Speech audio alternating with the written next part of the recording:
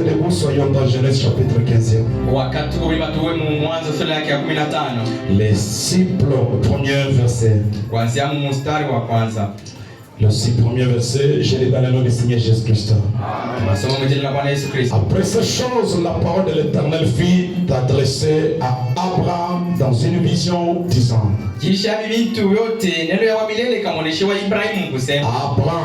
Abraham, ne crains point. Moi je suis ton bouclier et ta très grande récompense.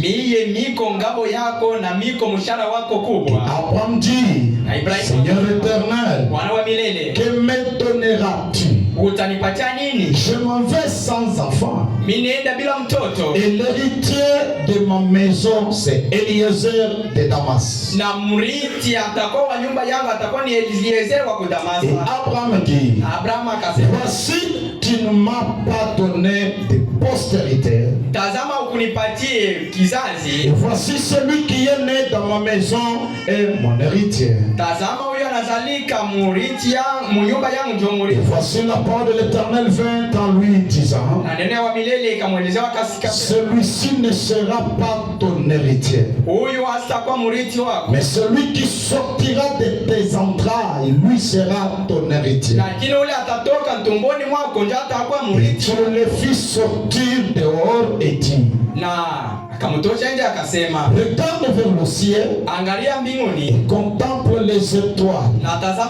Si tu peux les compter, et tu le dis, ainsi sera ta sémence. Et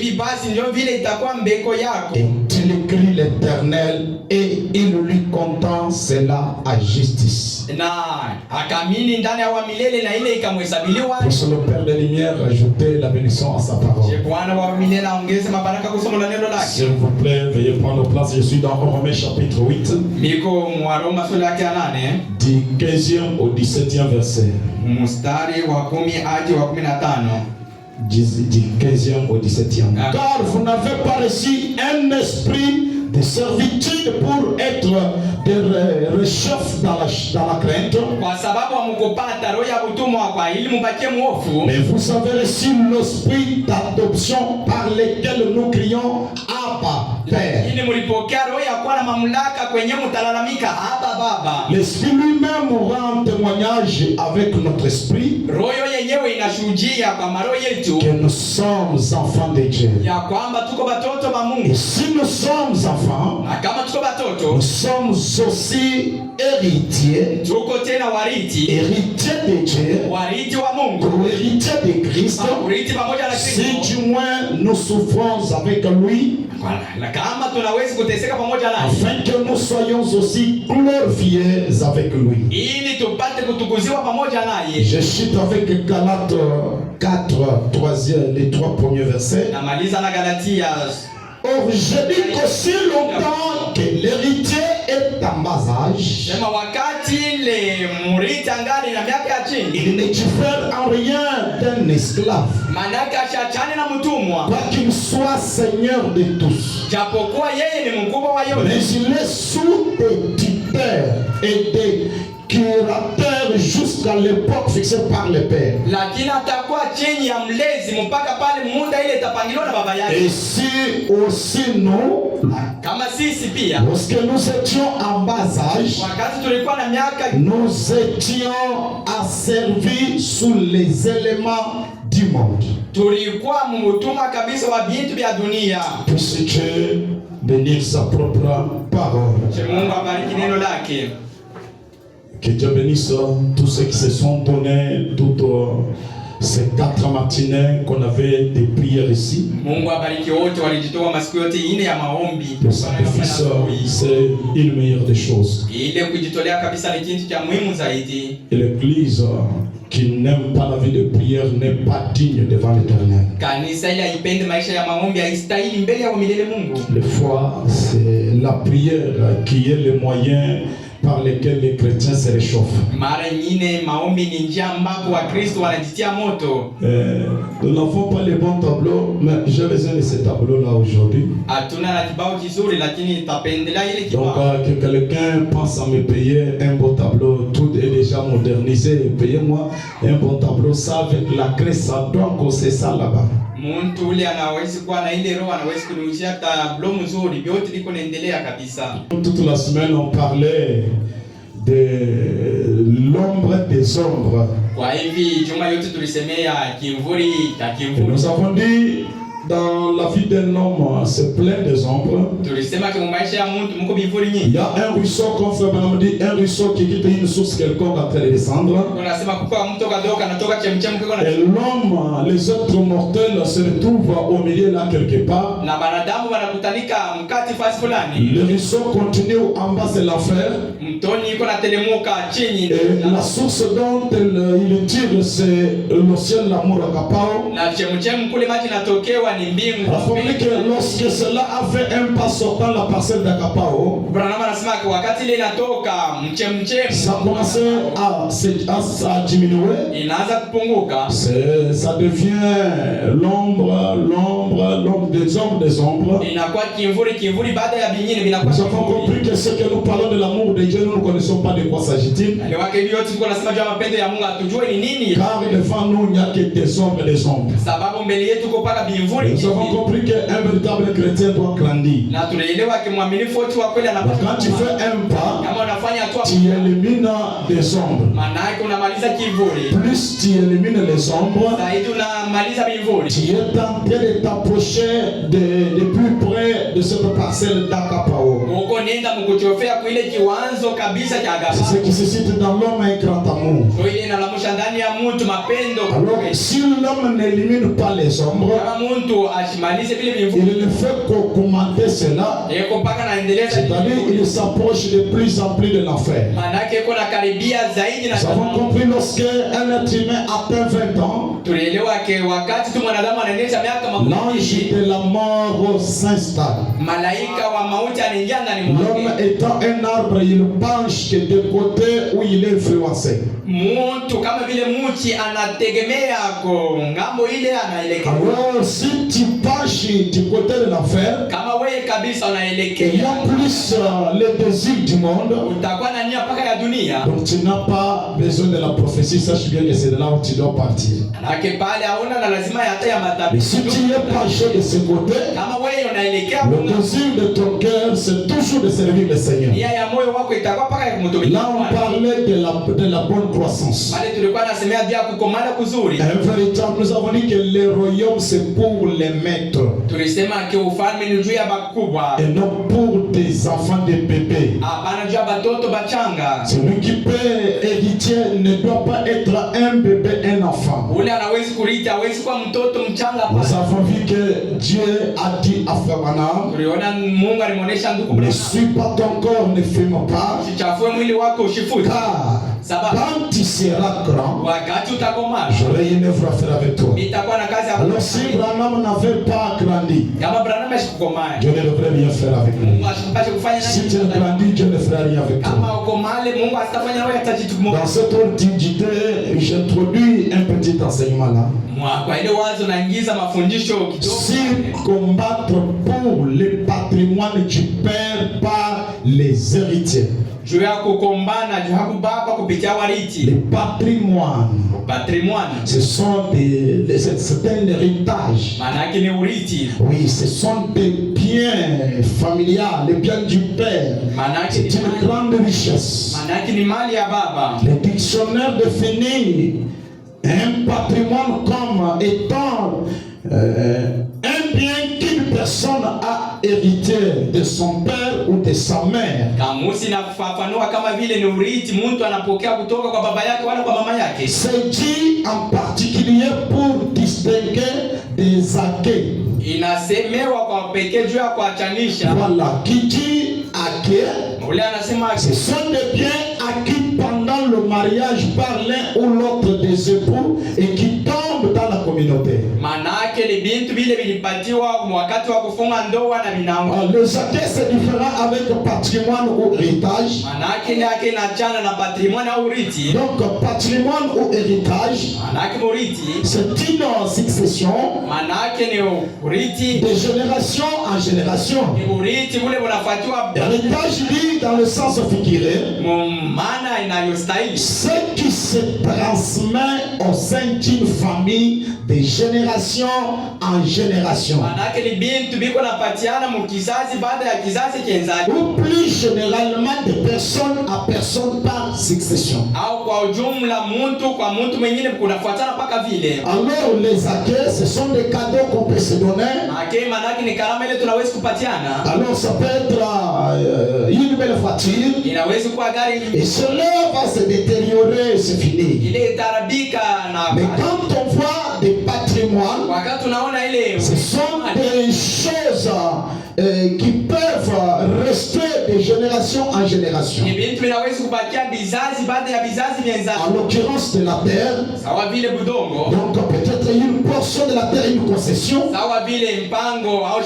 Ceci, c'est surtout au village. Vous allez trouver les autochtones c'est-à-dire, c'est un patrimoine que leurs ancêtres leur avaient laissé. C'est une succession que les aïeux ont laissé derrière eux. Alors c'est ce que nous parlons ce matin. Alors qui est un héritier? Ça se dit dans le sens qu'il est celui qui perpétue les traditions de ses prédécesseurs. Tu n'as pas compris, frère? Oui, il est dit celui qui perpétue les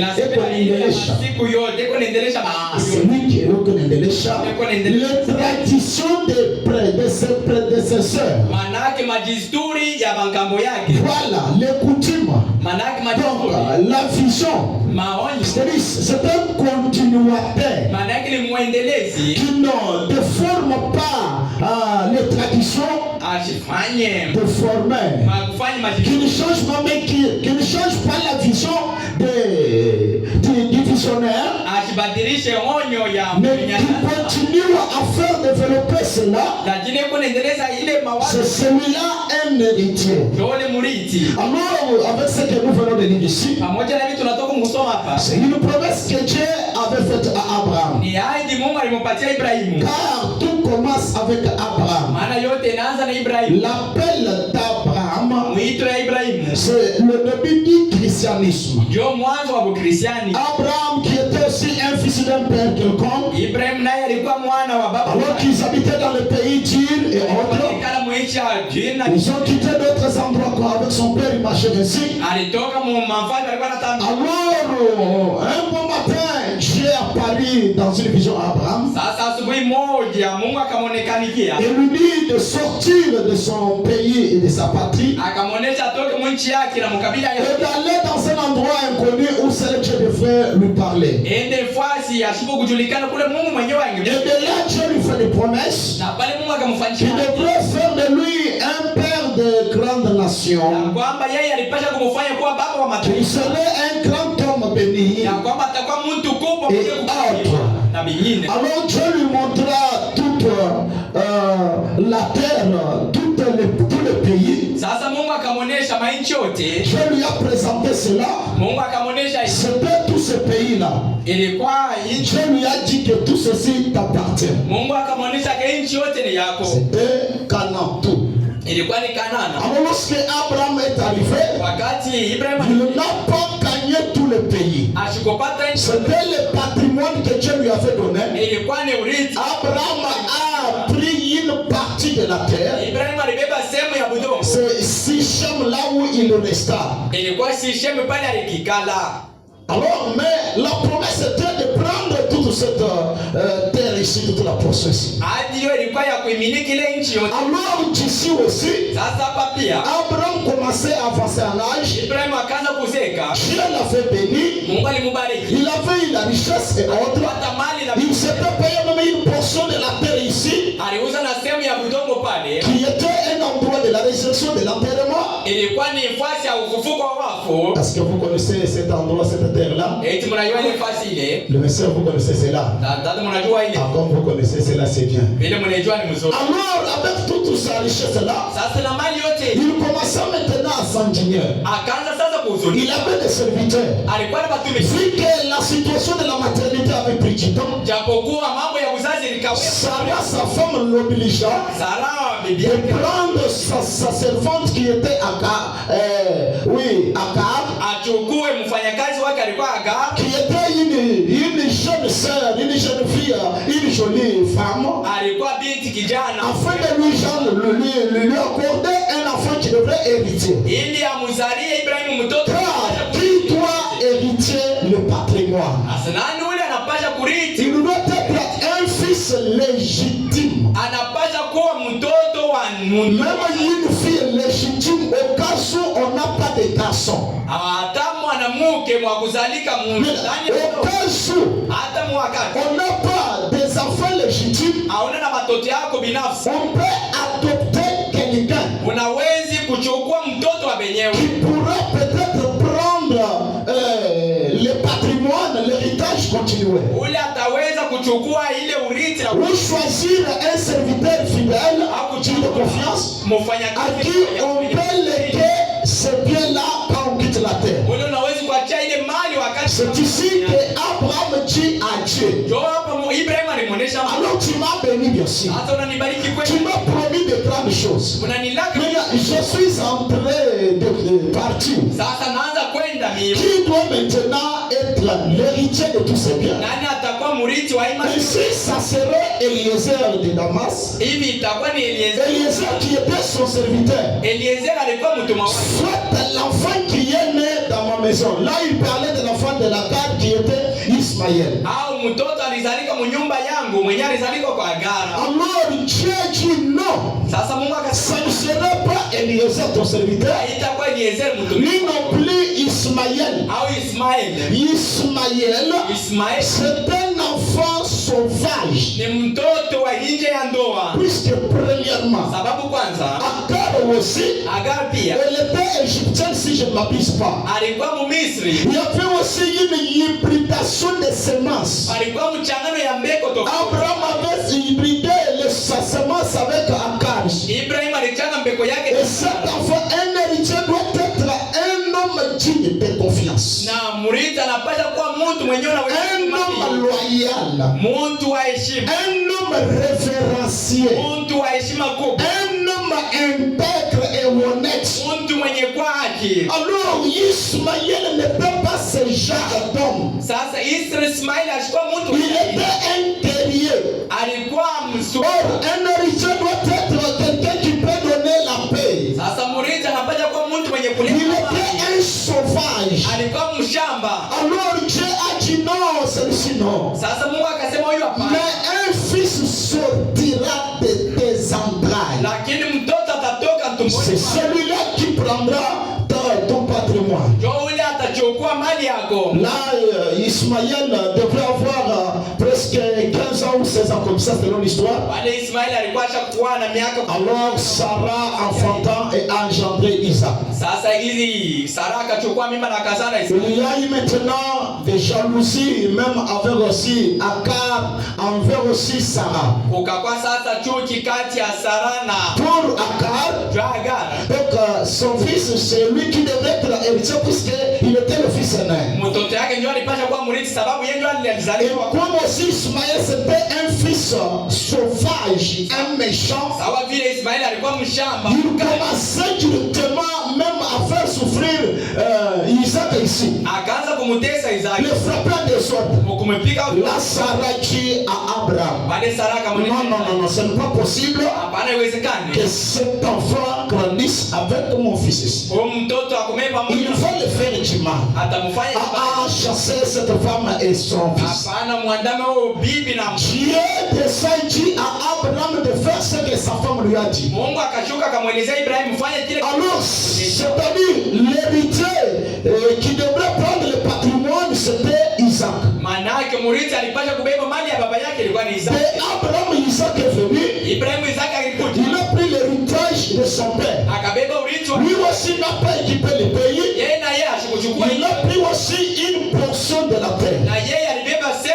Alors comme c'est une succession, lui aussi a engendré des mecs. Il y a eu Jacob et Esaü. Jacob c'était petit à Esaü.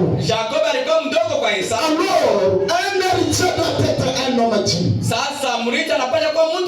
Un homme intelligent. Un homme sage. Un homme qui a la volonté de faire développer le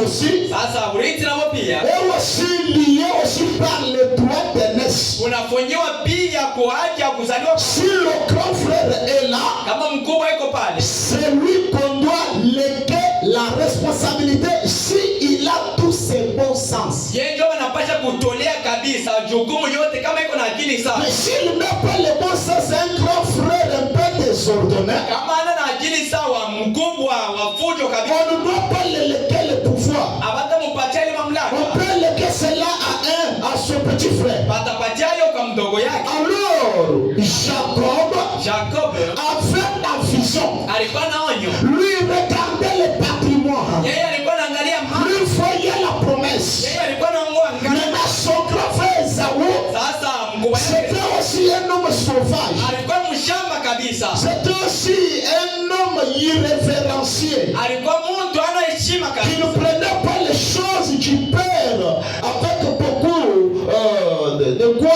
de considération. alikuwa anaangalia vitu vya baba na heshima. Alors son jeune frère le profita pour qu'il puisse le vendre le droit d'aînesse. Sasa mdogo yake akamkalamukia jua muujisha haki ya kuzaliwa. Comme c'était un homme qui aimait beaucoup d'argent, intipide, Sawa vile alikuwa mtu alipenda fedha na kula zaidi, lui ne voyait pas très loin. alikuwa anaona mbali, Il n'était pas un visionnaire. alikuwa mtu wa Il a vendu le droit d'aînesse aliujisha haki à son jeune frère Jacob. kwa mdogo yake. Vous connaissez l'histoire comment Isaac a béni Jacob à la place d'Ésaü. Mnajua hadithi vile Jacob alimbariki. Jacob est venu. Jacob alikuja, Quand Jacob aussi est venu, wakati Jacob alikuja, lui aussi n'a pas occupé toute la terre. yeye na yeye pia Il ashikula, a aussi occupé une partie. na yeye alichukua Mais le patrimoine que Dieu avait donné à Abraham, ile urithi Mungu alimpatia, c'était tout ce pays. ilikuwa ya kuimiliki nchi yote. Il y avait encore beaucoup que le peuple n'avait pas encore récupéré. Ulikubakia sehemu munene, ile taifa ilikuwa ya chukua. Alors de Jacob Sasa kwa njama Jacob est sorti 12 tribus. kunatoka kabila 12. Les 12 tribus, Kabila 12 vous les connaissez. mnajua nchi yote. C'est par les 12 tribus Ni kupitia kabila que 12 quelque chose est introduit. kitu moja kinaingilia pale. C'est par là que Moïse intervient Ni kupitia pale Musa sasa na pour maintenant faire sortir le peuple, les 12 tribus ici, de la servitude. ya kutosha hii Maintenant pour les amener en Canaan. ili ende bapeleke Puisque mkataba, Canaan devrait être quelque part ici. sababu Kana alipata kuwa fasi moja fulani Qui avait l'influence sur toute la terre qui était tous ces pays ici. C'est là où maintenant Dieu suscita Josué et Caleb, ndio pale Mungu akanamusha Yoshua na Kalebu qui travaillaient pour entrer maintenant dans la terre promise ici. wakatumika kwa nguvu ili waingie mwinchi ya malako pale. Et c'était des visionnaires. Wao walikuwa watu wa maoni, Lorsqu'ils sont allés explorer le pays, wakati walienda kupepeleza nchi le pays que Dieu avait donné à leur père, mwinchi ile Mungu alipatia baba yao, c'est-à-dire leur patrimoine, manake était dans les mains des ennemis. ilikuwa mikono ya maadui. Alors les 12 sont partis. Ama 12 wali Ils ont dit que c'était un pays meilleur. waliona ilikuwa ni nchi bora, Or, le pays où coulait le miel, sababu nchi yenyewe na asali ilikuwa ni kama pour dire, même Abraham ne s'est pas beaucoup réjoui du pays car il n'était pas entré dans le pays où coulait le miel. kufurahikia nchi sababu asikuingia mwile nchi mlivuya. Isaac non plus, Jacob non plus. Isaya pia hapana, hata Yakobo. Les visionnaires gardent la vision. Wao watu wa maoni wanachungaka ile Ou bien les héritiers, au bariti. et on les regarde sur le patrimoine. Wao weko na macho yako kuangalia kumani, Car c'est quelque chose que Dieu leur a été légué. sababu ni kitu kilibatolewa. Donc comme cela est légitime, Sawa vile ili même si l'ennemi perd le pouvoir s'apparaître, hata kama adui anaweza il ne se décourage pas même s'ils sont pauvres. wao hawezi kukata tamaa hata kama ni mamaskini. Un fils biologique, un fils légitime, Mtoto wa kuzalika mundoa même s'il est pauvre, hata kama ni maskini, et que son père a laissé une parcelle à un bon endroit, na baba yake aliacha mpango kwa et si un homme riche a ravi cette parcelle, hata kama mtu mtajiri alinyang'anya ile mpango, un fils véritable qui a tous ses bons sens fonctionnels mtoto wa kweli mwenye kuwa na akili yake ne yote doit kuna pas abandonner cette affaire. hata ile mambo Peu importe que celui qui occupe la parcelle c'est un riche. Il doit lutter jour et nuit. Car c'est un patrimoine de mes aïeux. C'est pourquoi vous avez dit Naboth qui tente à Cabo. Naboth avait un champ qui était un patrimoine de ses aïeux. Le patrimoine ne se vend pas. Le patrimoine, ça se succède. C'est de génération en génération. On ne peut pas vendre un patrimoine. Alors, Naboth qui connaissait ça, lorsque Akab a voulu payer le champ, Naboth a dit non, ça, il n'y a pas une somme d'argent qui peut payer à sa car ce sont les biens acquis par mes parents. Ce sont des droits d'aînesse. On ne doit pas vendre cela à un prix quelconque. Ce sont des divines promesses. Je ne peux pas vendre cela à un prix quelconque. Mais combien aujourd'hui les gens dans le tabernacle ont été achetés? Vous savez que dans le tabernacle il y a des gens qui sont achetés même par l'argent. On achetait les gens avec les travaux. Viens chez nous, tu crois ce que nous croyons, on va te donner un travail. On va te donner une belle équipe si tu prêches sur ce que nous nous voyons. Les gens ont vendu leur patrimoine à cause des petites choses temporaires. Ce sont des Esaü, ces gens-là. Ce sont des biens temporaires, ça va terminer. Mais le patrimoine reste toujours. Ça ne doit pas s'épuiser. Alors nous avons vu maintenant que les deux sommes fidèles sont restés Josué et Caleb. Ce sont eux qui ont amené les gens dans le pays. C'est-à-dire par les 12 tribus, ils sont repris, ils ont gagné les terrains. Mais ici aussi il y a un problème. Bien qu'ils sont entrés, il y avait toujours des portions de terre qui ont été toujours saisies par les Cananéens et les autres. Alors, arrivé ici, Josué, comme je disais que les prédicateurs nous avons failli, la condition des serviteurs de Dieu aujourd'hui, c'est d'amener le peuple dans le pays. Il y a des promesses que Branham a faites. Il y a des déclarations faites par Branham. Que lui, Branham, ne devrait pas vivre cela. Mais que nous, les croyants qui viendront près de nous, ne vivre cela. Malheureusement, les Éphésiens 4 n'amènent pas les gens dans la promesse. Ils sont juste ici. Il y a un pays où coule le lait et le miel. Or, remarquez, arrivé ici, il y a Judas qui est suscité. Lui aussi, un de 12. Il a quand même bien dirigé. De Judas ici, c'est là où David est sorti. Comme le roi il est tué, c'est de Judas que sortira un roi qui régnera. Abraham avait des patrimoines. Le patrimoine naturel ou physique et le patrimoine spirituel. Le patrimoine spirituel, il attendait l'avenir du Messie. Alors lorsque David est venu roi, lui aussi n'a pas évacué tous les ennemis. Il y avait toujours des terrains qui étaient encore saisis. Mais David commença à travailler sur les patrimoines. Il a essayé quand même de vérifier ce qui était leur patrimoine et leur limite. vite. Alijaribu kuangalia ile ilikuwa. Alors David a compris. Sasa Daudi akaelewa. Mais il n'était pas encore arrivé à Jérusalem. Ile ilikuwa yafika kwa Yerusalemu. David a compris qu'il y a une promesse selon laquelle Daudi alielewa kekuko malako yenyambako.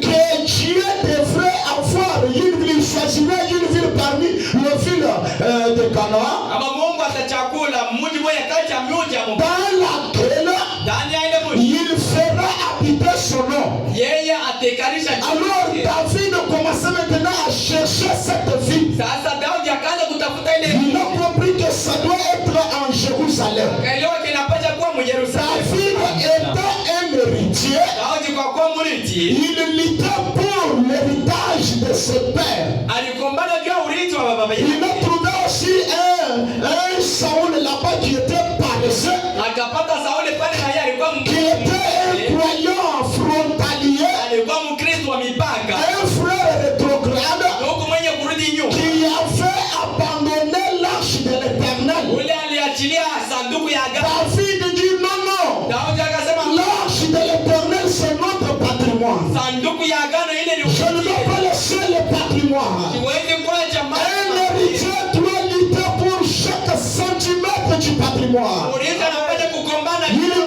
doit pas laisser perdre quelque chose. Siwezi kuacha kupoteza kitu kimoja. Peut-être nos aïeux ont versé le sang pour avoir cela.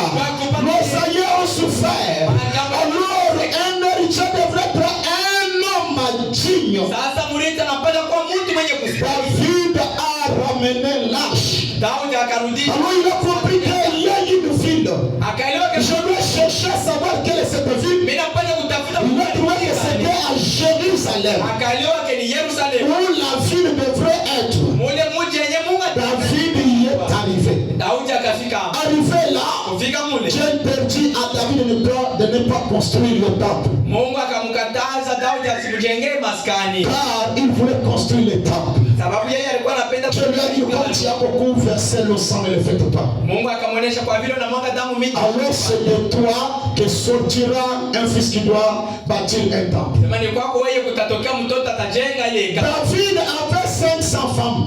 Daudi alikuwa na mabibi 500. Vous comprenez combien d'enfants lui laissaient chaque jour? Mtaelewa ke watoto ngapi alikuwa anazalika kila. On devrait avoir un héritier, un fils d'abord. Un Kulipata kwa mtoto mmoja. qui doit être là à la tête. Ule anapata kwa kujiji. Le reste seront derrière lui. Kama bakubali Mais dans ces 500 femmes, lakini muwale d'où viendra l'héritier? wapi kutatokea murithi? Quelqu'un qui gardera la vision. Mtu ule atachuna hoja. Quelqu'un qui fera prospérer l'héritage du Père. Mtu ule ataendeleza mali ya baba. David cherchait aussi un homme. Daudi na yeye akatafuta. Il a trouvé parmi ses enfants Akakuta kati ya un watoto. Salomon. Salomon. C'est pourquoi David parlait à Salomon de temps en temps. Maana Daudi alikuwa Il dit, mon fils Salomon, anasema mtoto je wangu veux que tu sois un homme. napenda wewe mwanaume. Il ne disait pas tous ses enfants ça, Alikuwa anasema mais il disait à Salomon, ila alikuwa anasema il travaillait sur Salomon.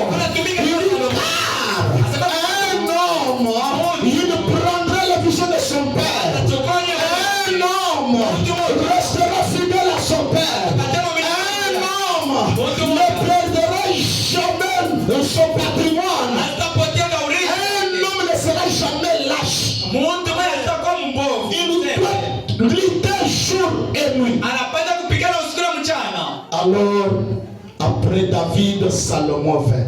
Baada ya Daudi, Salomon akakuja. Il était un homme très sage. Alikuwa mtu mwenye hekima. Salomon travailla plus que son père David. Salomon alitumika zaidi ya baba yake Daudi. Salomon a maintenant récupéré tous les territoires que les ennemis habitaient. Salomon alipata sasa mainchi yote baenemi balikuwa. Salomon a chassé tous les ennemis. Salomon aliandama baadui wote. Et la royauté de Salomon était devenue suprême. Na heshima ya Salomon ilikuwa ya juu. Salomon a bâti un temple.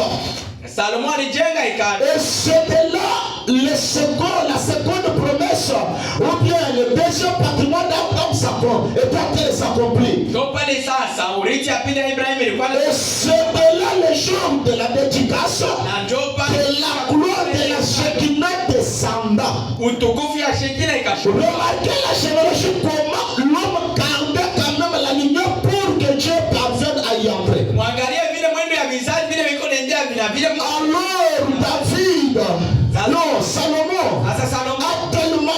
bâtit des villes. Akajenga miji. Et tout le peuple craignait Salomon. Na taifa yote ilikuwa aucun ennemi ne pouvait importuner Israël. Na hakuna hata hata mmoja on parlait d'Israël partout. Balikuwa anasema juu ya Israeli. C'était le millénium ce temps-là. Branham anasema kilikuwa il n'y avait pas de guerre en Israël. Hakukukwe vita. Il n'y avait pas de maladie quoi que ce soit. Hakukukwe magonjwa. Alors Salomon aussi c'était un homme du temps. Sasa Salomon yeye ni mtu wa muda. Maintenant l'héritage. Moi Salomon avait aussi 1000 femmes. Salomon yeye alikuwa na mabibi 1000. Vous connaissez combien de femmes lui naissaient par jour? Des enfants. Bibi ngapi walikuwa wanamzalia watoto? Alors qui peut prendre l'héritage? Sasa nani atabeba ile urithi? Tout ce que j'ai bâti. Cette ville magnifique. Ce temple que j'ai bâti pour le Seigneur. Qui peut prendre ceci? Quand je ne serai pas là. Il est en recherche d'un héritier. Alors qu'il était en train de vieillir. Il est en train de s'affaiblir. Le royaume fut divisé. Il y a eu la division. L'un de ses serviteurs qui était, ça va être Jéroboam, qui était son serviteur. Comme le royaume était divisé, il y a eu le nord ici et le sud ici. Le nord, il y a eu le Juda. Et ici, il y a eu Juda. Son serviteur ici, Jéroboam, il est aussi un homme sauvage et infidèle. Il avait mal fait. Il a fui vers l'Égypte. Lui, Salomon restait en train de souffrir. Alors il y a eu aussi le fils de Salomon qui était aussi, ça va être Roboam. Roboam. Lui est resté ici. Et le peuple d'Israël était ici. Adam. Oui, Adam ici. Alors il est allé. Quand il a appris que Salomon est mort, il est retourné ici. Ici il y avait 11 tribus. Et son peuple l'ont choisi comme leur roi. C'est lui qui a introduit l'idolâtrie au milieu du peuple. Pourquoi? Il n'était pas un fils. Il était un serviteur. Il n'était pas fidèle même à son maître. Comme ce n'était pas quelqu'un de la royauté, il ne connaissait pas l'importance du patrimoine. Si vous lisez dans 1 Roi chapitre 12, 13, 14, c'est là où on parle de ça. Vous verrez qu'il est arrivé.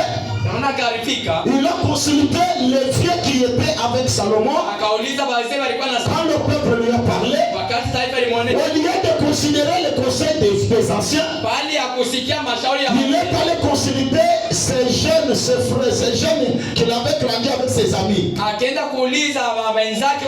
ses amis lui ont tellement méconduit à tel point qu'il a commencé à tout animer. Celui qui faisait maintenant des sacrificateurs, il prenait les sacrificateurs dans n'importe quelle tribu. Oh, les sacrificateurs venaient de la tribu de Lévite. Mais lui a tout abîmé. Qu'est-ce qu'il a fait? Il a bâti des temples. Il a vu que le peuple se méconduirait. Comme le peuple irait de l'autre côté, là où il y avait aussi roi, le fils de Salomon. Comme le peuple va désirer aller en Jérusalem pour adorer Dieu, ils peuvent être influencés par Roboam. Il risque de me tuer. Qu'est-ce qu'il a fait? Il a construit un temple ici, tout près du temple de Jérusalem. De Salomon. Et il a mis un faux d'or. Adam ici. Il est allé ici à Bethléem. Il a encore construit un autre temple. Il a mis encore un autre fondement. Alors il a dit au peuple, voilà votre Dieu qui vous a délivré de l'Égypte. Il a fait le peuple de ne pas aller au temple. Et il a mis aussi son temple tout près du temple véritable. Mais c'est ce que les prédicateurs ont fait. Ils vous ont présenté les fondements. Ce sont les doctrines faites de main d'homme. Cherchant comment juste fouiller à leur connaissance.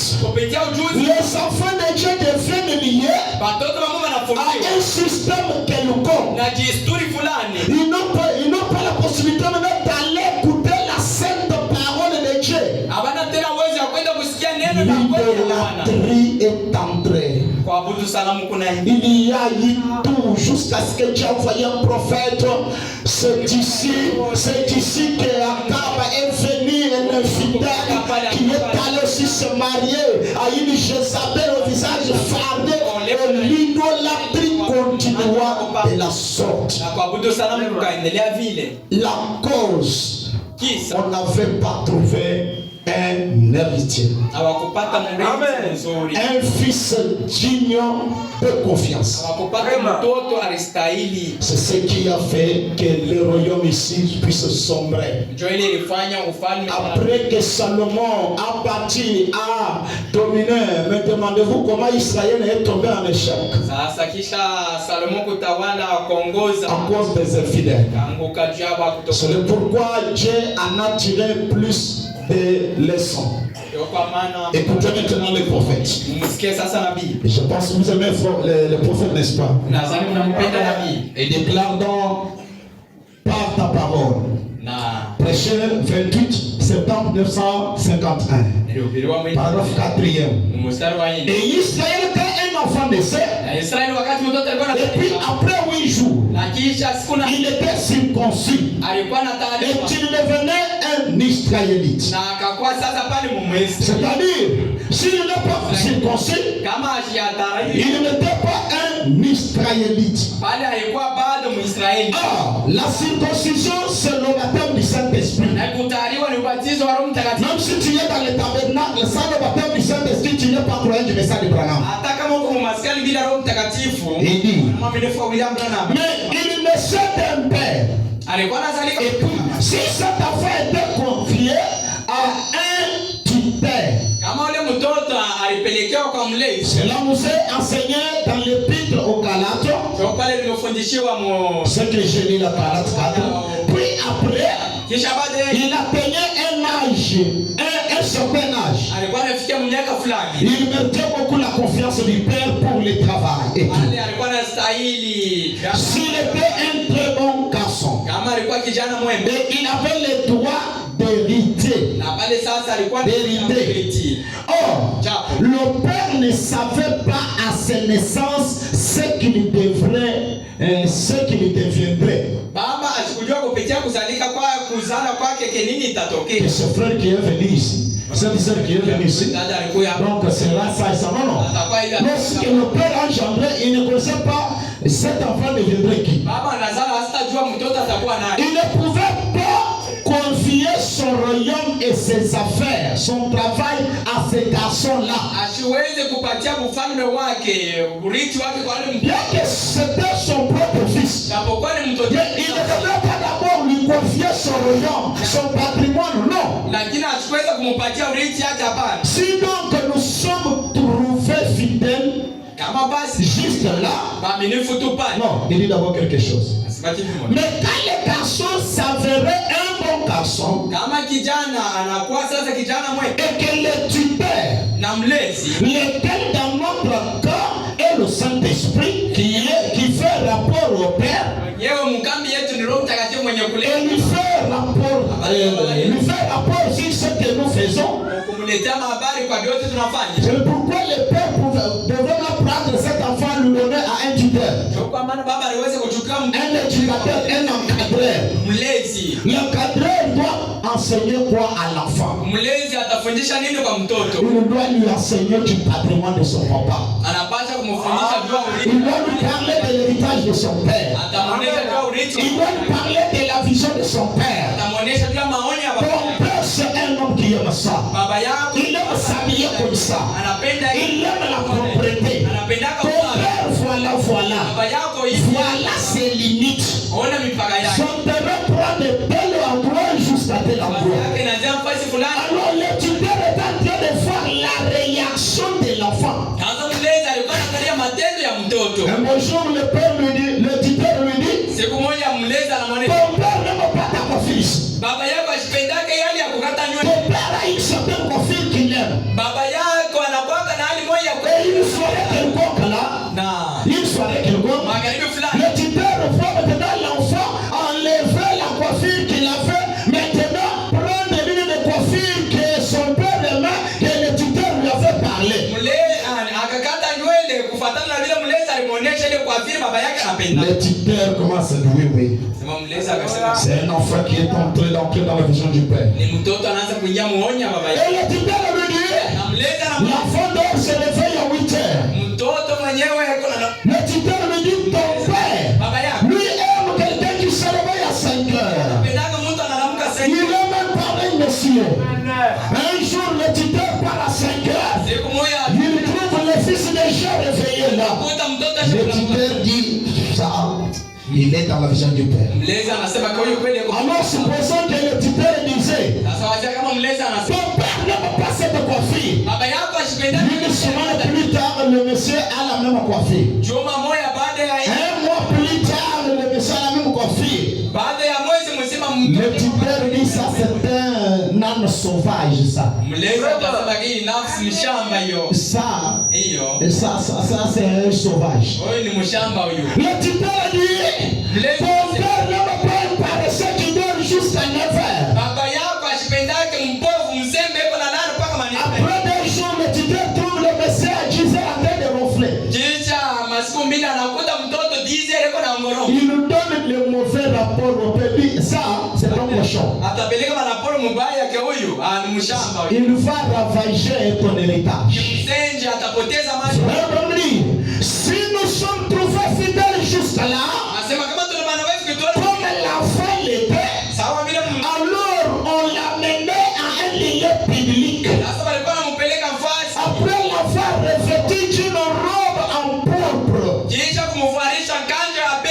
là, c'est qui s'est quitté la robe de l'adoption. Qui un fils fidèle. Amen. Un homme intègre. Un homme digne de confiance envers la parole du Père. Amen. Le Père dit, la réunion commence à 9h juste. 9h juste 30 minutes de méditation. 9h30, 30 minutes. Alors, 9h juste, il envoie le tuteur ici. 9h juste, le tuteur croise les bras pour voir quel fils va venir à 9h juste. Il devra venir là à 10h30.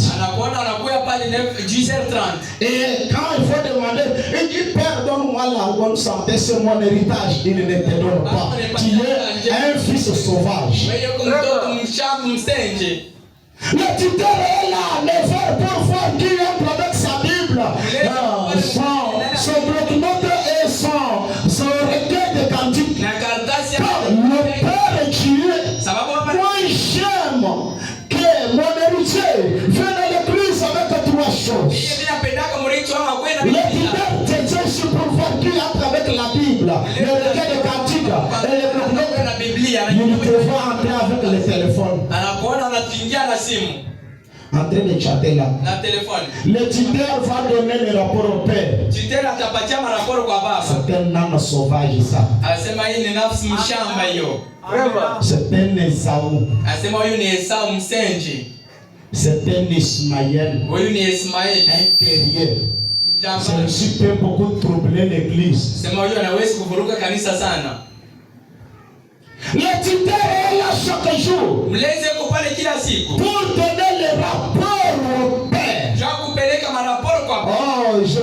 s'y pénètre. Alors, ce garçon était adopté par le même père qui lui avait donné naissance.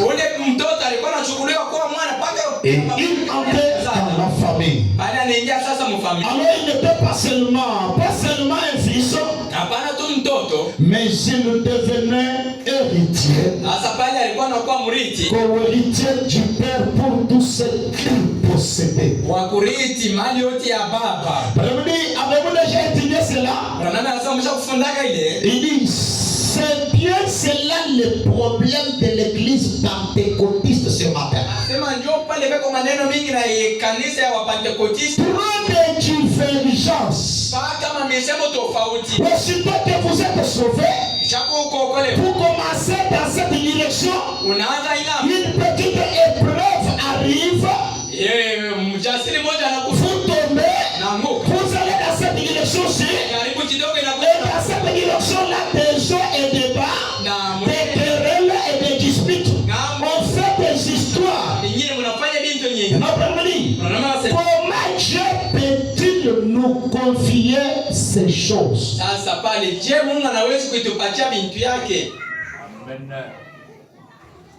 Le père envoie le tuteur. Alors il dit, je veux que mes enfants chaque jour de la réunion soient à l'église. Alors le tuteur vient le mercredi.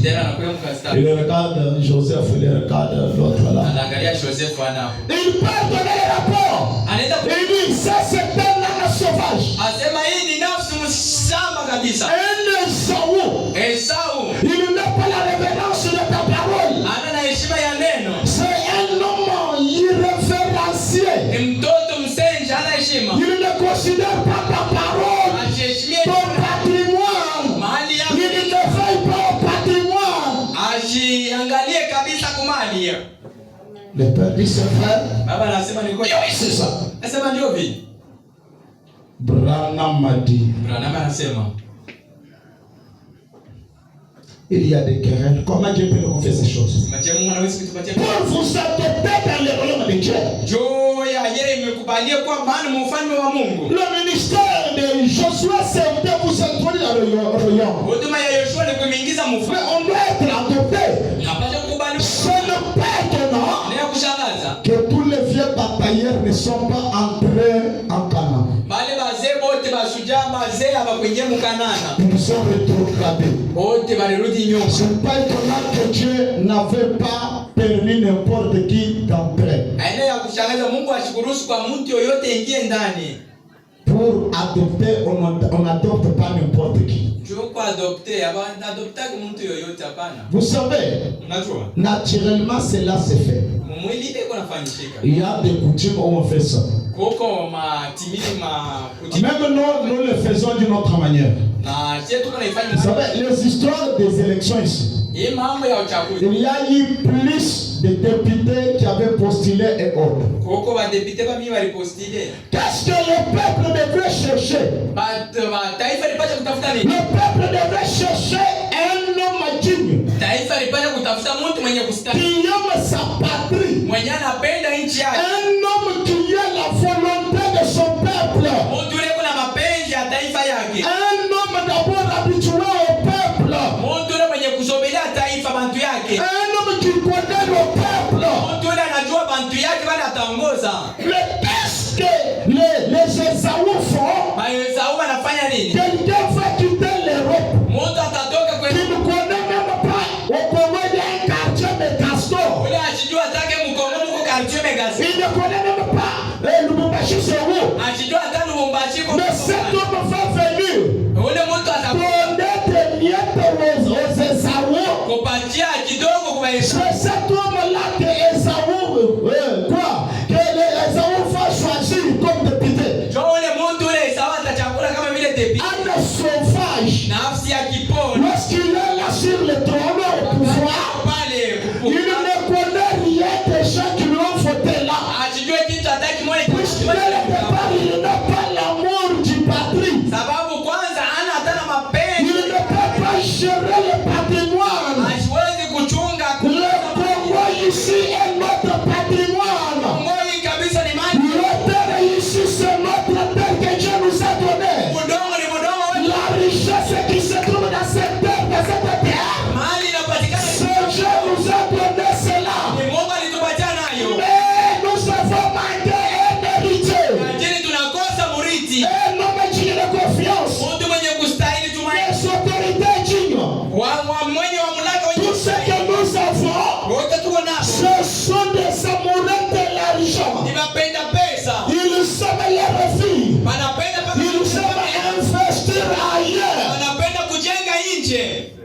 Vraiment.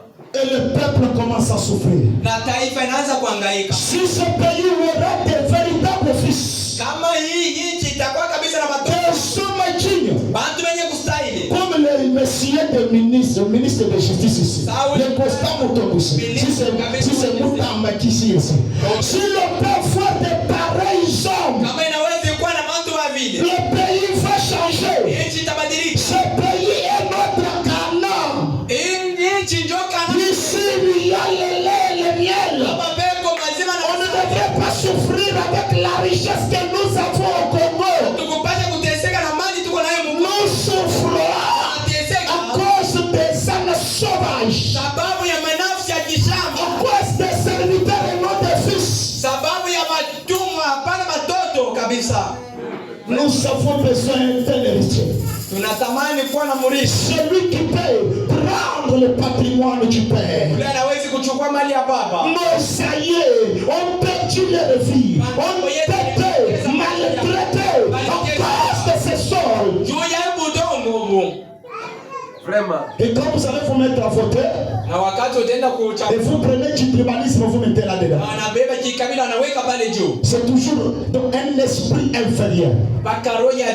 Il n'a pas de grande vision. À cause du sel, il vend les droits d'aînesse.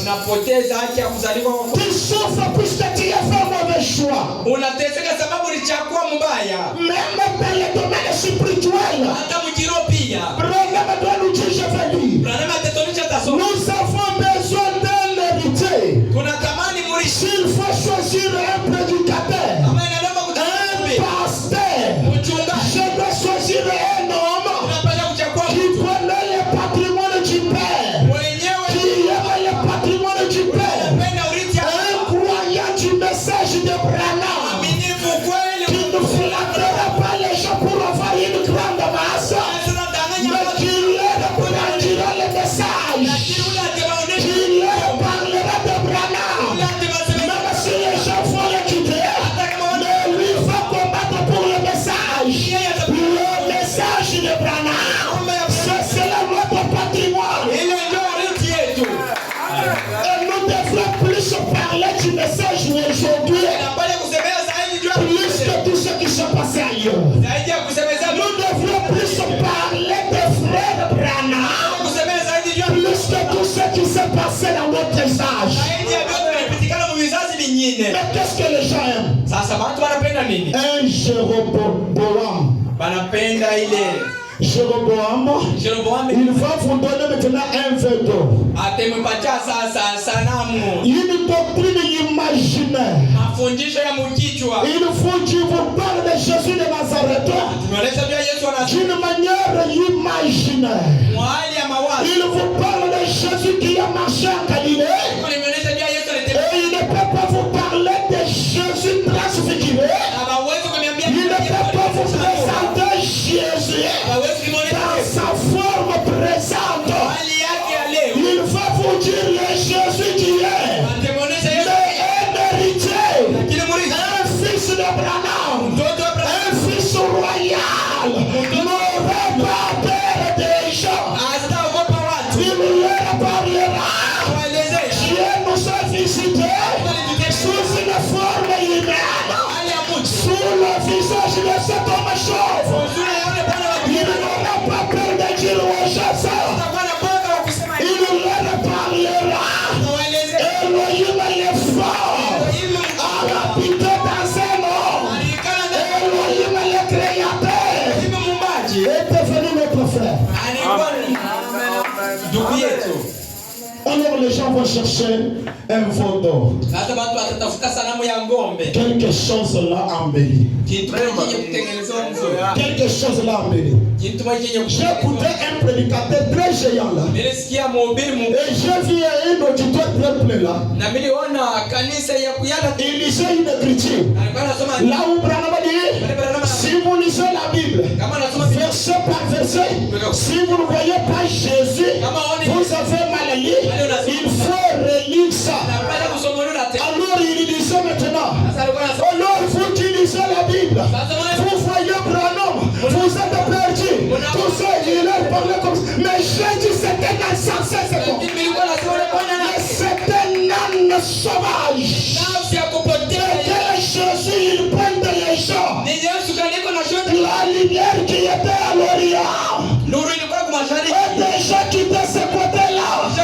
La lumière est faite chair ici. L'étoile a donné son corps au soleil. Est-ce que quelqu'un m'a saisi? Par manque d'humilité, le peuple, on n'ira nulle part. On n'ira nulle part. Vous resterez dans cet idolâtrie. Vous resterez dans cet état de la confusion. Et pourtant nous avons un patrimoine. Nous avons un patrimoine très riche. Nous avons l'or dans le camp. Nous avons tout ce qu'il faut. La divinité est dans le camp. La maladie ne peut pas résister. Les démons ne peuvent pas résister. Dans le pays, il y a l'or. Mais comme le peuple ont choisi Jéroboam, vous allez adorer un photo.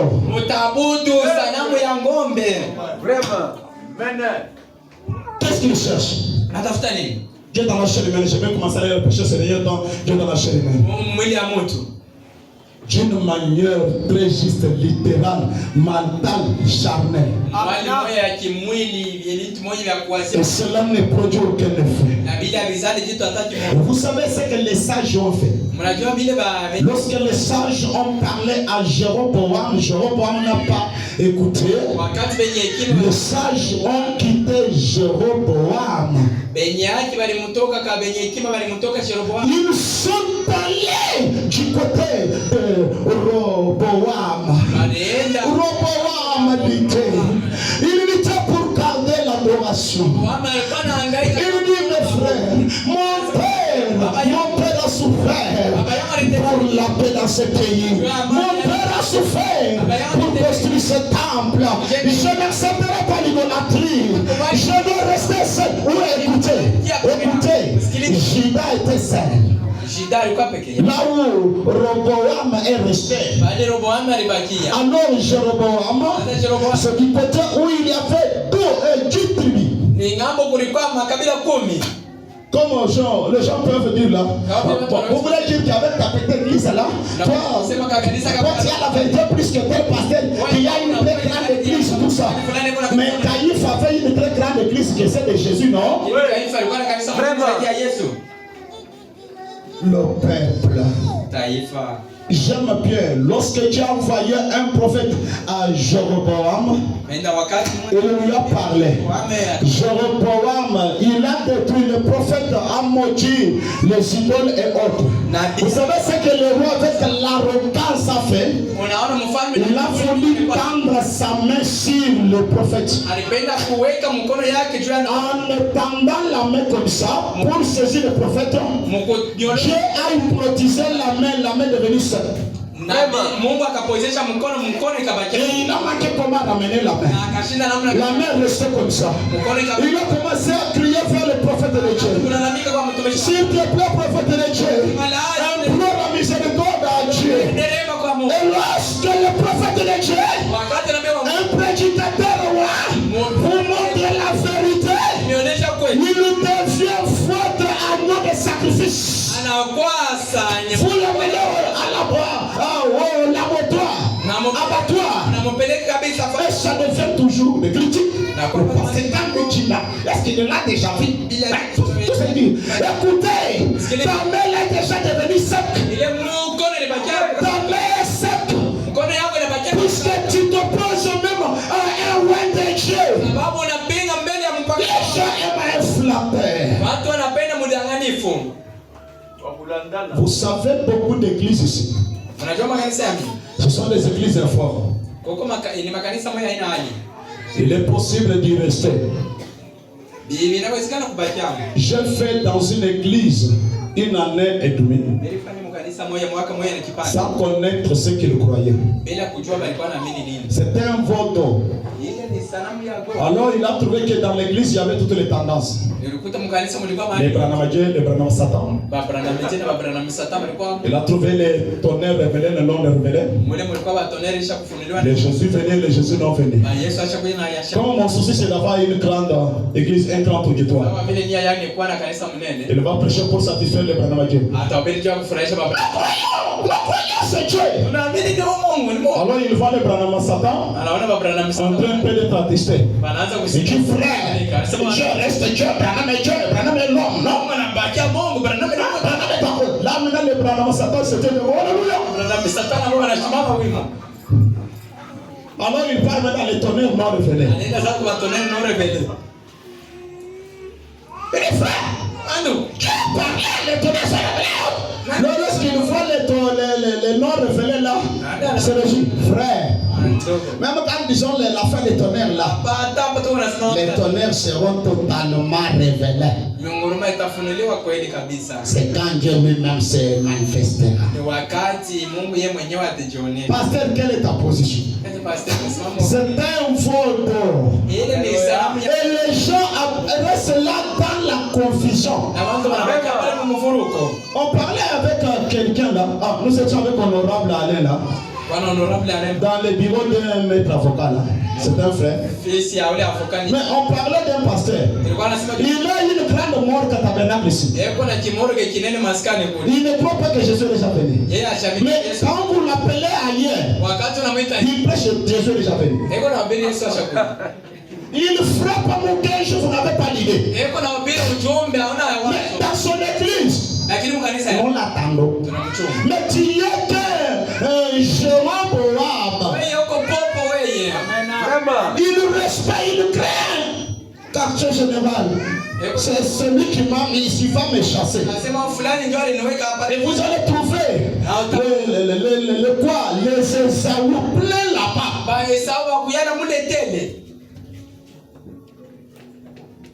Les véritables croyants, ils nous combattront pour le message de Famana. Pas n'importe même si ils seront chassés dans l'église,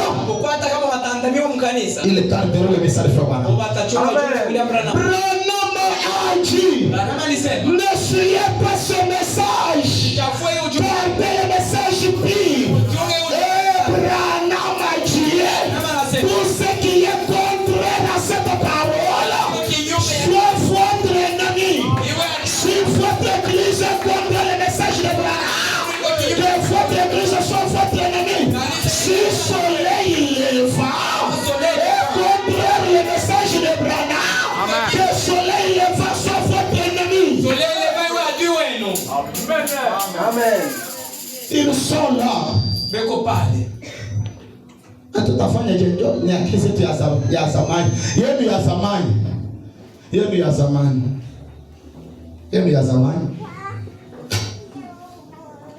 Un fils de Dieu qui connaît le patrimoine du Père, qui connaît l'importance du message, qui connaît le pourquoi tu as quitté le pentecôtisme, qui sait le pourquoi tu as laissé les bêtises du monde. Vous savez, dans le mouvement pentecôtiste, il y a la liberté.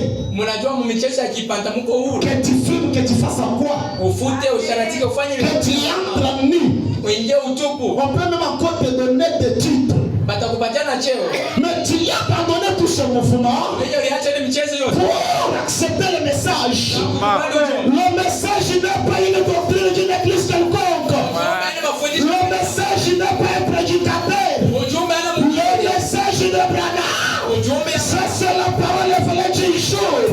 Je continuerai avec la révélation. Je ne dois pas m'arrêter avec les hommes. Les hommes s'arrêtent avec leur doctrine. Nous croyons que Jésus est déjà venu. Je ne m'arrête pas avec ça. J'avance avec le message. Branham a dit, de révélation en révélation. De révélation en révélation. Je marche dans la lumière. Plus j'avance, ce que je n'avais pas vu bien hier,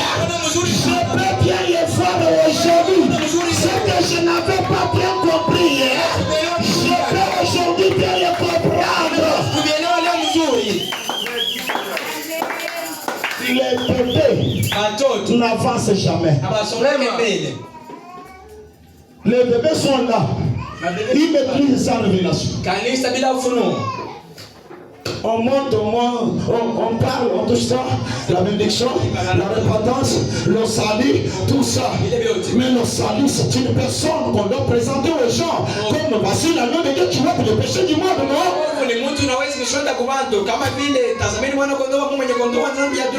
Oh, laissez-moi lire Branham.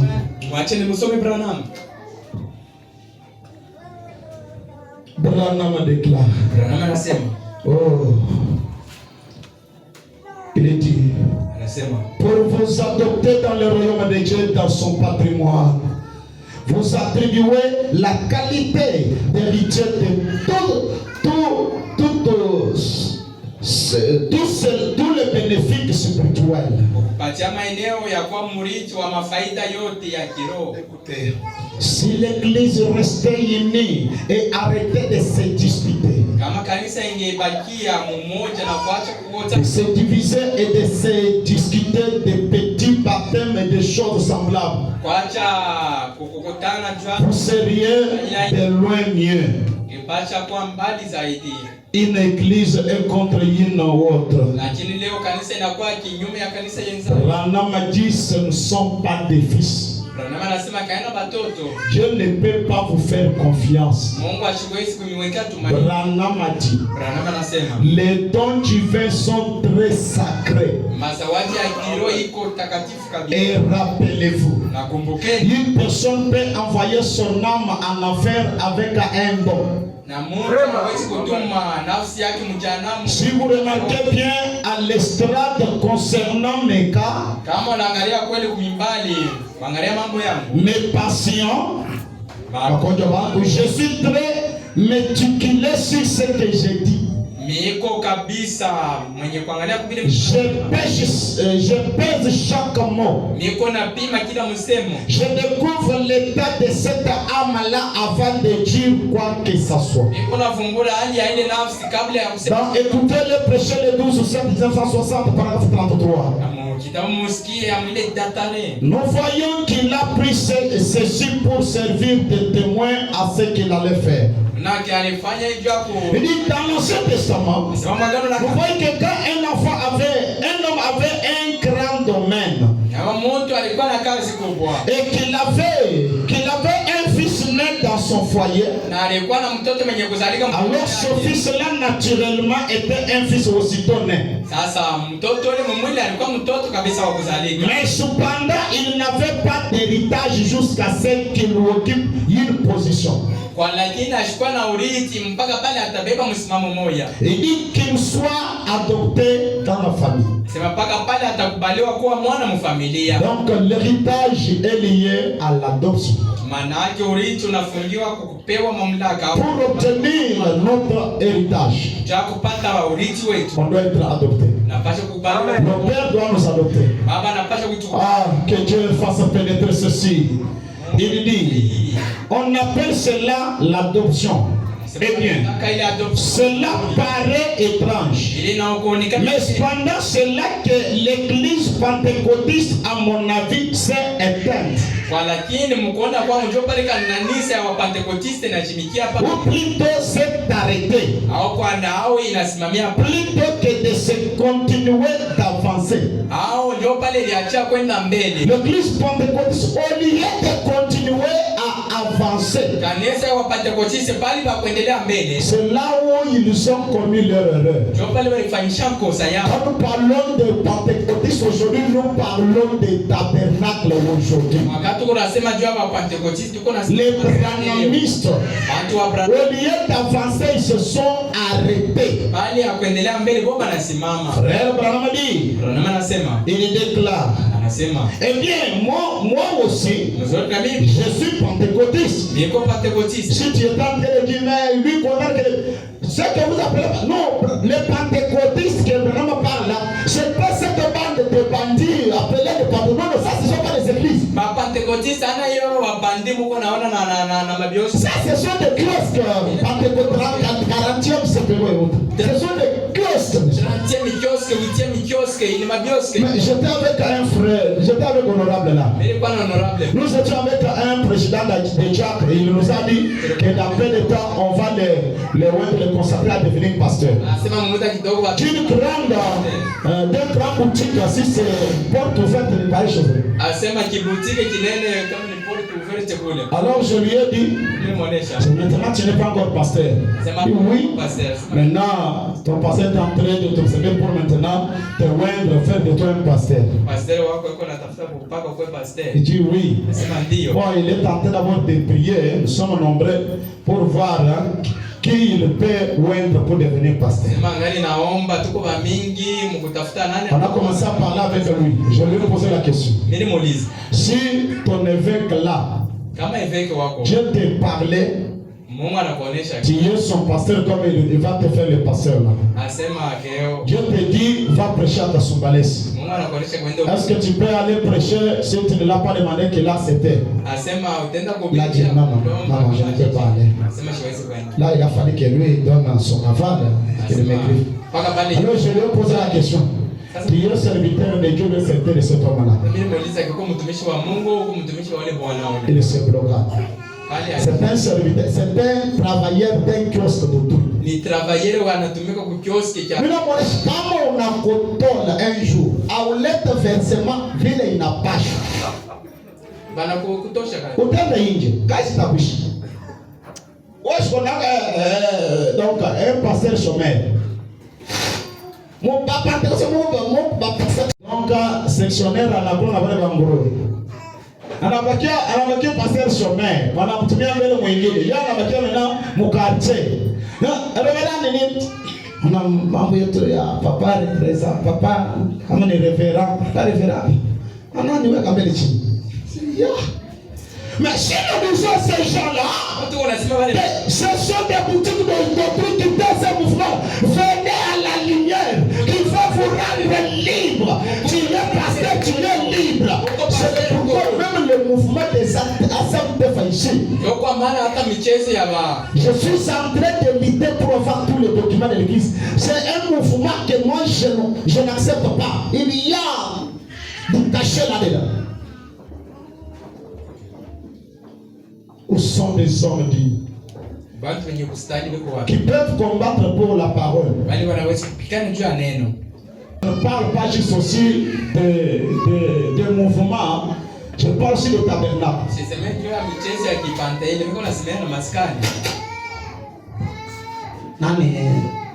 Niko na conduite Mungu ananituma, nilikuwa kama shughuli ananituma nianza kazi ya Mungu. Hapo niko naenda kama ni mwitazi ni Mungu ananituma frère. Vous sérieux? Moi je dis cela, le mouvement commence là-bas. J'ai la commission. Yo ni commission kan. Ni ndio kuna engagé. Au nipatie ni commission. Wewe tunaenda kuonesha mtu mwingine. Il faut yeye bebe commission kwa mtu mwingine. Jamais. Que Dieu nous aide. Oh, c'est pitoyable. Frère Branham m'a dit. Je suis pentecôtiste, si je n'avais pas le Saint-Esprit, je ne me tiendrai pas ici en train de vous en parler. Est-ce que avons-nous déjà vérifié tous ceux qui nous prêchent là, ils ont le Saint-Esprit? Vous savez, à Malakula, il y a un missionnaire qui était venu là. Et Dieu m'a dit, mon serviteur, impose les mains à cet homme, il n'a pas le Saint-Esprit. Vous savez, si je l'avais dit ça, c'est un problème.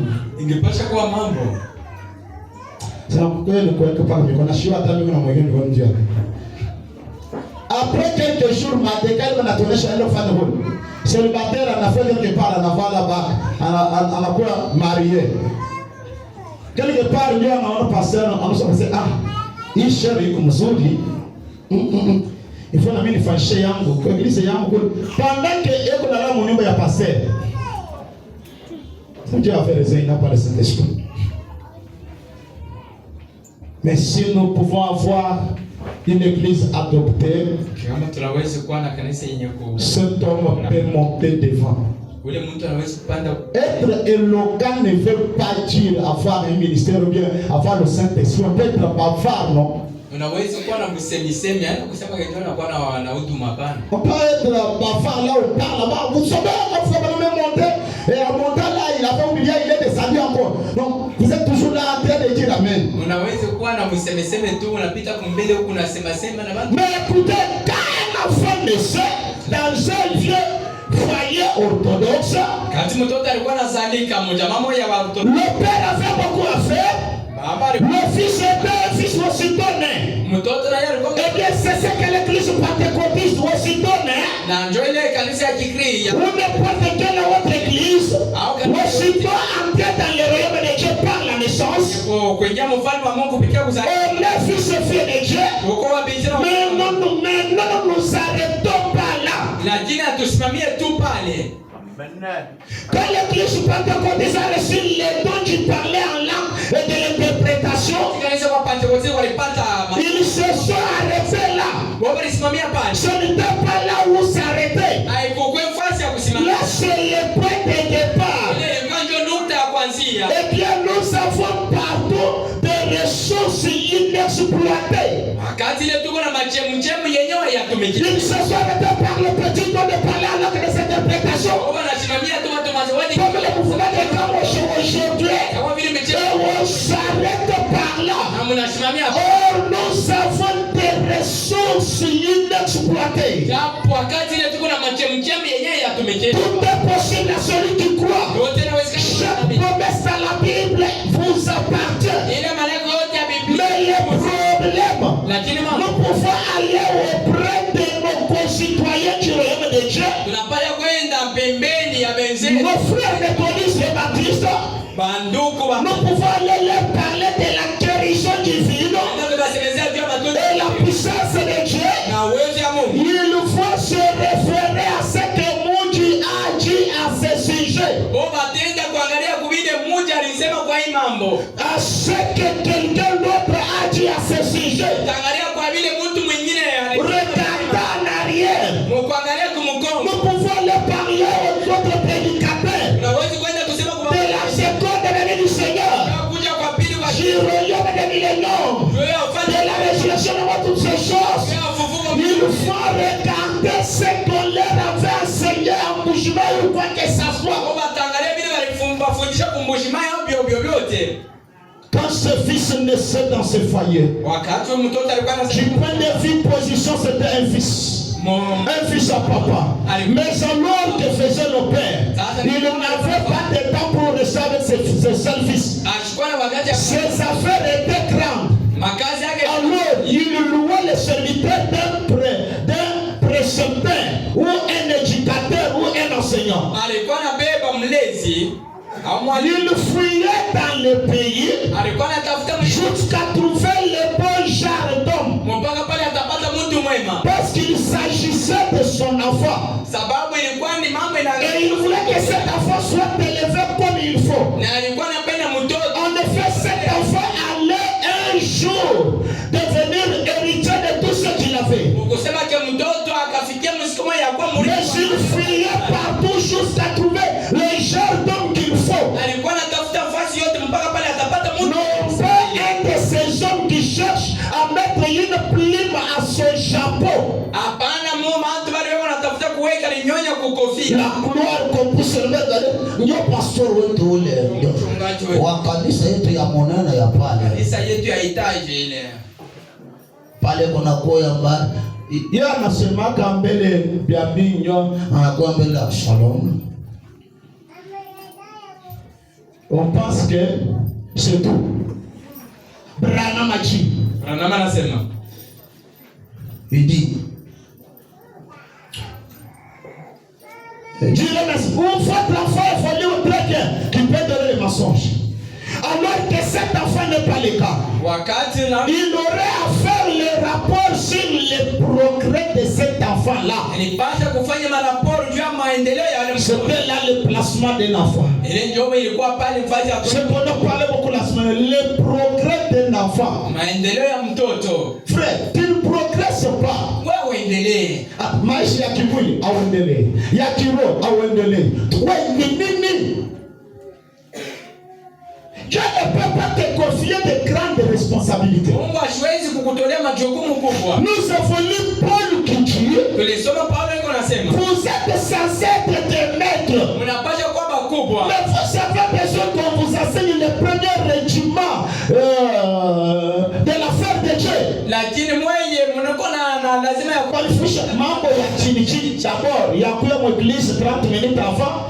Ne t'absente pas dans l'église. Il faut tout ça venir avec Bible. Une session de premier régiment. Il faut qu'on vous enseigne. Il faut venir avec votre offrande.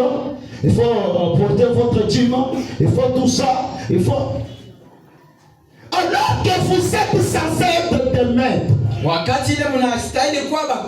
jeunes qui ont de la maîtrise. Un héritier, si l'on peut qu'il est enfant, il n'est pas différent d'un esclave. Je ne peux pas te faire confiance. Ayant compte de l'enfance spirituelle en toi. Des petites choses que tu devrais passer. Il faut toujours là. Côtoyez beaucoup de gens. Que vous passez des anciens dans les messages. Écoutez-les. Il y a des choses que nous croisons dans la vie qui est bizarre. Hier là, nous étions avec honorable quelque part. Un frère qui nous disait certaines choses, ça nous a dépassé. Est-ce qu'un croyant du message de Fabana qui a déjà écouté le son de tonnerre? En tout exemple, quelqu'un qui était peut-être chez Robot là-bas. Est-ce que cette personne peut venir ici, qui peut ici commencer à aller chez nos révélés? C'est comme un vieux papa qui commence à crêper à genoux. Il faut que tu un pampex ou le papa va venir. Ou le mutafier pampex de tout temps qui faut aller pampex. Mon tour les haches pour ce qui est la voix du tonnerre. Mais en un de mon nom révélé, il faut que nous voyons que pampex. On doit craindre devenir des maîtres. Des gens que les esprits craignent. Des gens que les sorciers craignent. Des gens capables de dire oui ou non. Vous trouvez la malice dans le langage des humains. Frères, sœurs, grandissons. Pour être des héritiers. Dieu veut les rapports du Saint-Esprit. Est-ce que vous avez sonné les femmes grandies? Non, ces gens-là veulent surtout quand les pasteurs être hypocrite. Je n'ai jamais été hypocrite. S'il faut te dire ici, je te dis, je suis bon, je m'en fous de ce qui va arriver là. Je n'attends pas que tu puisses être absent tout ça. Tu es là jeudi, tu ne l'es pas là jeudi. Si tu ne comprends pas, qu'est-ce qu'on doit faire? Vous savez, il y a un proverbe que les Hébreux disent là. Quand j'étais allé chez les Hébreux là-bas, ils avaient l'air au proverbe là-bas. Je crois les Hébreux, vous connaissez les proverbes là.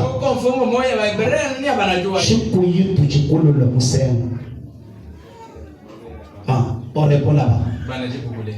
Vous avez entendu ce qu'ils ont dit? Frère, il y a quelqu'un qui a dit là. Papa Charles, c'est pas là.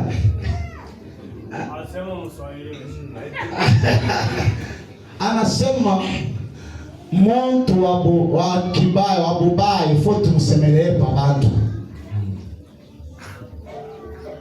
Même Paul a enseigné ça. Il y a Matthieu, je crois, Matthieu 18, je ne sais pas quoi là. Il dit d'autres choses, ce qu'il faut les dire aux gens. Nous qui sommes censés être des maîtres. Toi, une sœur qui est censée être l'exemplaire des nouvelles sœurs. Mais c'est toi qui viens en retard, c'est toi qui t'absentes, c'est toi qui dis n'importe quoi. Mais les jeunes gens, les jeunes fils, ils vont faire quoi? Toi, tu as encore besoin de pampers, toi. Dieu a besoin des hommes mûrs. Mungu anatamani bantu bakubwa bashakomala. Des hommes de maîtres. Bantu balimu. Les gens qui ont la capacité. Bantu baliweko uwezo. Ce sont ces gens-là. Bali batu. Que Dieu peut confier la responsabilité du patrimoine. Bali Mungu anaweza kupatia ile jukumu. La puissance de Dieu réelle dans ce message. Uwezo wa Mungu ni wa kweli. L'autorité réelle dans ce message. Ni ya kweli Mungu. Mais c'est qui doit manifester ça. Sani. Il ne peut pas te le bébé. Baba toi. Non. C'est vrai. Pourquoi tu n'es pas l'église? Non, non, parce que ce qu'il avait dit là, moi je ne crois pas trop. Toi tu ne crois pas en tant que qui? Pourquoi tu ne crois pas ça? Et mon pasteur, puisque mon pasteur. Ton pasteur Abraham, donc qui est plus fort, qui est plus que l'autre? Mais ton pasteur est pasteur puisque Abraham est venu, non? Les gens que nous nous faisons là, c'est nous nous faisons. Ou au nom d'Abraham, non? Combien on devrait être fidèle au message d'Abraham? J'amènerai le peuple à être fidèle au message d'Abraham, plus être fidèle à moi, puisque moi, je suis un auxiliaire de maître. Je suis Jean. Je dis aux gens, je ne suis pas la lumière, mais je suis venu pour présenter la lumière, pour parler de la lumière. Moi, je ne suis pas lui. Le message n'est pas de Zorobabel, ni du passé que nous comptons. Le message a un seul messager. C'est William Branham. Il est l'unique et seul canal que Dieu a pris aujourd'hui pour parler à l'épouse. Et l'épouse de Christ n'écoutera que la voix du messager. Et ne croira que ce que Branham a dit. Tout ce que Branham n'a pas dit, alors c'est une bonne pensée. Branham dit mettez la bonne pensée à côté. Lorsqu'on te dit frère Branham dit, oubliez ce que le pasteur avait dit. Amen. Toujours bébé. Branham dit, comme ils sont des bébés, vous pouvez pas leur parler de grandes choses, ça va leur achoper. Branham dit, les prédicateurs ici présents comprennent et savent ce de quoi je parle. Le placement des fils. Laissez-moi commencer maintenant à passer. Dans la maison de mon père, il y a plusieurs domaines, tout ça. Une maison était un domaine. Puisque Branham dit que notre pays, notre terre promise, c'est Jean 14:1. Dans la maison de mon père, il y a plusieurs domaines. Alors Branham déclare. Et dans la maison du Père, comme dans l'Ancien Testament, dans la maison du Père, il y avait plusieurs de serviteurs. Et il allait auprès de ses serviteurs. Il n'avait pas le temps d'éduquer son serviteur. Il allait auprès de ses serviteurs. Il n'avait pas le temps d'éduquer son fils. Il prenait quelqu'un d'autre pour le former à sa place. Et puis il a formé aussi le fils. Un homme correct. C'est ce que Dieu fait. Un prédicateur honnête. Qui n'a pas peur. Qui peut frotter les démons. Vous savez donc combien ce fils, combien l'image scolaire. Ce tuteur allait avec ses fils, restait avec lui, faisait rapport au père sur son évolution. Si le fils perdait du temps, ne s'occupait pas des affaires du père, alors combien ce tuteur devait avoir honte en s'avançant devant le père pour lui dire: Monsieur, je suis désolé.